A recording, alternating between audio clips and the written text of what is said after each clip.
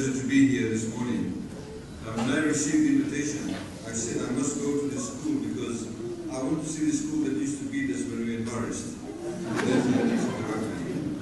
But it is indeed a pleasure for me to be here. I'd like to, of course, acknowledge the principal, the all the other old boys, teachers, and of course the parents who are here. I do not intend to make a long speech as we are already running behind time. In fact, unfortunately, I have to stop down at our gate. As you know, that one of the dormitories actually caught fire last night. And approximately, I think about 120 boarders will be out of accommodation. Unfortunately, with the neighborhood house and another set of buildings. But I wanted to very briefly mention a couple of things, in particular to the students who are either graduating today or will be graduating in time to come. Education has been highlighted by your principal, and of course Tala is very, very important. But a couple of key factors I want to highlight to you. It was very interesting because I was given some sneaking notes about QBS. QBS obviously is one of the oldest schools in Fiji. And many of you may not know this, but QBS actually started off where today you have the FNU campus in Masino. That's where it started off in 1907. And then it continued to stay in Masino until World War II. The advent of World War II, because the New Zealand military wanted to occupy the Masino campus, the QBS was actually moved out of there and sent to Ra. And then from Ra, they came back and shared the premises with RKF for a period of time. In the meantime, Masino was also taken over by the US military because of their presence in the Pacific. And then, of course, this current site was built back in 1953 when it was originally opened. It was also very interesting, you know, when you were the oldest school, and I went to high school, it was Marist Brothers High School, which is also one of the oldest schools, not as old as QBS though, mind you. But QBS and schools like Marist and QBS have a very rich and indeed a very interesting history. The reasons as to why they were created. QBS was actually created because the Council of Chiefs then, the Bosa Levu Whakatūrangi was not known as it then, it was simply called the Council of Chiefs, back in 1905, requested the colonial government that the sons of the chiefs must be given access to education. So the rationale behind the setting up of QBS was to give the sons of chiefs in those days, then you had only the sons coming to QBS who needed education, access to education, therefore to become, of course, subsequently leaders in their country. Similarly, of course, the daughters of chiefs went to ACS.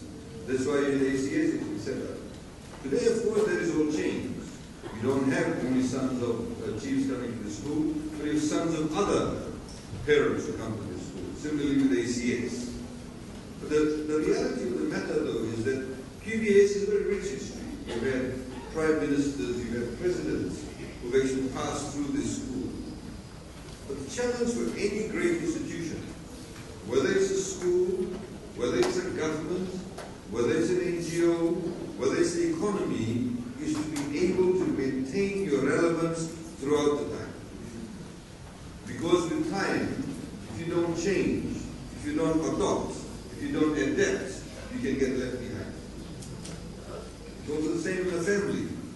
The changing family circumstances. The parents may have one child, they may have two children. Once they have 3 or 4, they need themselves as parents to change, to adapt, to adopt. Different children have different needs, different demands, different mannerisms. You need to be able to adapt and change to those set of circumstances. When many people would argue, and some of the old scholars from Marist would say, perhaps Marist is not what it used to be. A lot of the old scholars do talk about that. And this is some of the things that, of course, I'm sure some of the discussions, the debates that the old scholars of this school must be having. What was QBS like? What is it today? How can we become even better now under the changing circumstances? And of course, the changing circumstances is quite exceptional. Today, 50% of the Fijian population is below the age of 27. 50%. 70% of the Fijian population is below the age of 40. So all of us who are over the age of 40, we are in the minority.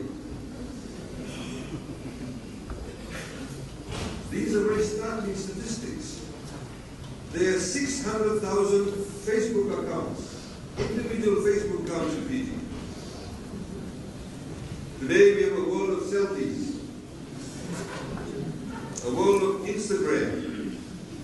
I'm sure as we are speaking now, as I'm speaking now, somebody may be taking a photograph. We have internet connectivity, then we might be Facebooking somebody. This never happened. I remember the days when my father used to take us, because I was a great fan of the boxer Muhammad Ali. Those of you old enough will know that. And when he had a fight, I remember the great George Foreman fight in 1974. We had to wait for 2 weeks to go and see the actual fight at the Century Theatre in Mark Street. You go and see the fight there. We thought it was a wonderful thing that within 2 weeks, a fight that took place in Zaire in Africa was shown in Fiji. Today, if nobody gets to see a game live, they all complain. That's the changing circumstances. The tools, the circumstances, the curriculum, the syllabus that the teachers today have to cope with and have to utilize to be able to gain the attention of the students has completely changed. So we as a nation, and I also appeal to the young students here, we as a nation, you as the future leaders of this country, and you'll come into leadership roles very, very quickly. Because the older people will die off very soon. Or they won't necessarily have the physical ability, or even the mental ability to take a leadership role. You'll fill in that vacuum very quickly. You need to arm yourselves. You need to arm yourselves with the right information, with the right knowledge, with the right level of professionalism. I was last night actually, just to give you an example, I had one of the ministers who sent me an email by a former Fijian who lives overseas, and he wanted some information regarding a family member's health records. And the way this person wrote the email to one of the doctors was actually extremely rude, extremely ill-mannered, made a lot of generalizations about us as Fijians. So the particular health professional in question said, I will not respond to this man anymore because of the way he spoke. The minister forwarded that to me and said, look, it's very disappointing that this person from New Zealand wrote to us like this. And I wrote back to him and I said to the minister, I said, no, you have the wrong attitude. Your staff has the wrong attitude. Yes, the man spoke in an ill-mannered manner. In fact, I think he used some swear words too. I said, but this is where our professionalism will come in. Maybe he's frustrated because our system previously was not very good. Maybe we did not respond in time. Maybe he's frustrated. But that's what you call client management. Customer management. You know, the customer should always be right. So if he has responded to you in a manner that is not correct, then you must not go down to his level and say, I'm going to talk to him or swear back at him. You should be able to say, thank you very much, sir. What you have done is perhaps unwarranted, but here's the information. If you don't respond to him in a professional manner or don't respond at all, you've actually stooped yourself to that particular level. Very basic message. Very simple message. That's the level of professionalism we must have in our country. We're not even 1 million people, ladies and gentlemen. I've recently been traveling quite a lot. And you can see what other economies are doing, other countries are doing. If we want to stay ahead of the game, we must ensure that these young men and women here get the best of education, get the best of access to professional services. Otherwise we lose out. It's a highly competitive world. And I say to the parents, remember this, it's a highly competitive world. Please don't push your sons and daughters to pursue a career that they don't want to do. Encourage them to do what they are good at. You know, I know there's a trend in Fiji, everybody wants to become a lawyer. Everybody wants to become an engineer. But your child may be very good at carpentry. Your child may be very good at engineering, may be very good and have a good sense of specialism, and may want to become a nurse. Let them pursue the career that they feel comfortable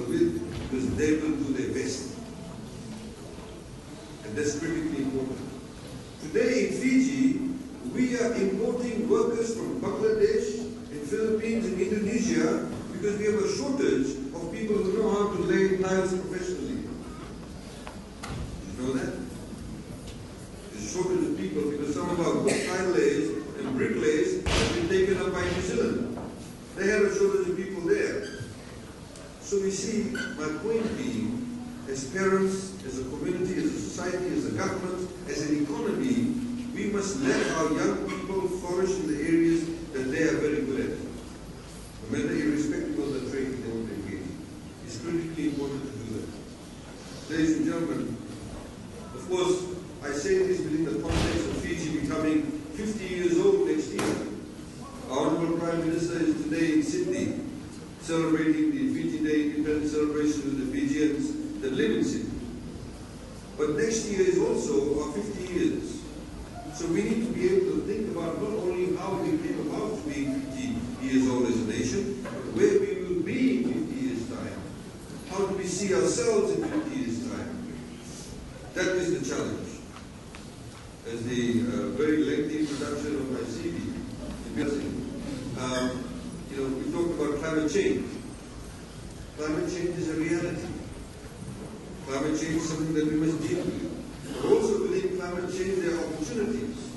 The engineering opportunities, the farming opportunities, using of technology to be able to mitigate the risks of climate change is there. So please do not see it as something negative, but something is a reality that we must all work together as a country. Ladies and gentlemen, just by finishing off, I just wanted to say that I found a trend that when I go to schools, a lot of the teachers, they start off by great quotes. And I'm not somebody to use great quotes, but there's something that I had coined. And I had said that we are only as strong as how well we look after the weak, the minority and the marginalized. We are only as strong as how well we look after the weak, the minority and the marginalized. This is why we look down upon men who beat up women.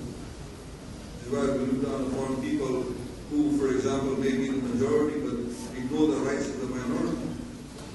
There is no sense of pride if you actually take pride in doing those things when somebody else is being marginalized. We have to understand that. It's critically important to understand that. Because if we do not do that, then we don't become strong as a nation. I was last week in Washington, and I went to the African American Museum, where they highlighted how these Africans were brought to the USA, and they were bought and sold as slaves, and the entire history of that. There are many countries in the world in which it happened. Countries that have not been able to deal with their history, been able to give the full rights to the descendants of these slaves, in fact, have become very weak from within. They have a lot of social problems. People turn to drugs. There's marginalization of people in the social groups. So we must always remember that. Because when you, for example, as I mentioned to a group of hoteliers recently, about 2-3 years ago, if you go to most of the hotels in Fiji, the people who go and clean the rooms, the people who wait for you at the tables are women. The bulk of the people who suffer from domestic violence in Fiji are women. And I said to them, look at it purely from a commercial perspective. If the lady the night before has been bashed up at home, do you think she's going to turn up to work? Or if she does turn up to work, what will be her productive capacity? So it is a responsibility of everyone, the commercial sector and the private sector, to ensure that we're able to look after those who are the margins of society. And if we are able to instill those values, if we're able to understand that, then we'll be able to prosper as a nation.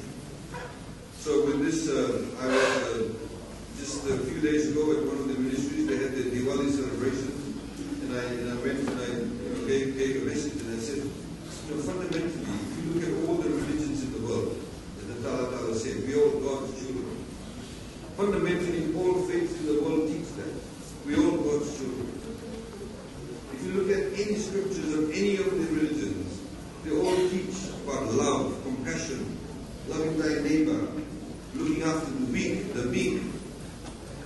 The irony, of course, worse is today's world, you pick up the newspapers, so much violence, so much disturbance is being created by people using religion to justify that. When it is completely against the teachings of God. And I think we must be able to understand that, and use this as a time of reflection for our own individual selves. How well are we interacting with each other?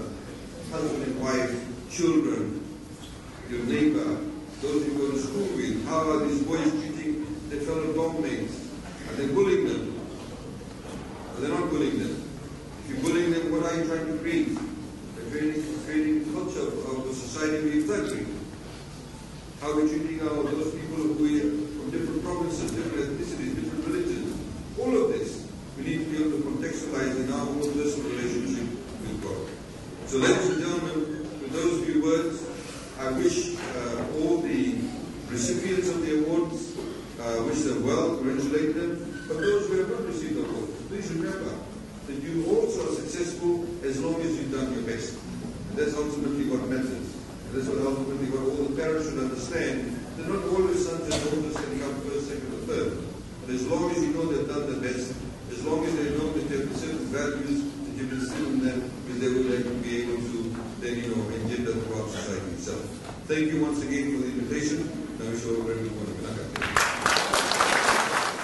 2019 Queen Victoria School Dux Prize goes to Lorima Mangiti.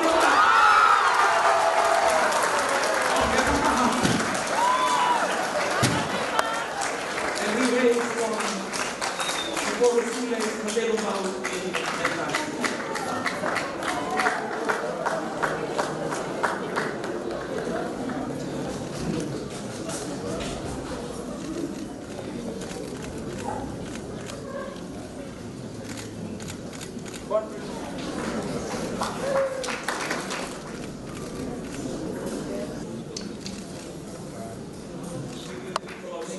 Very proud. Congratulations.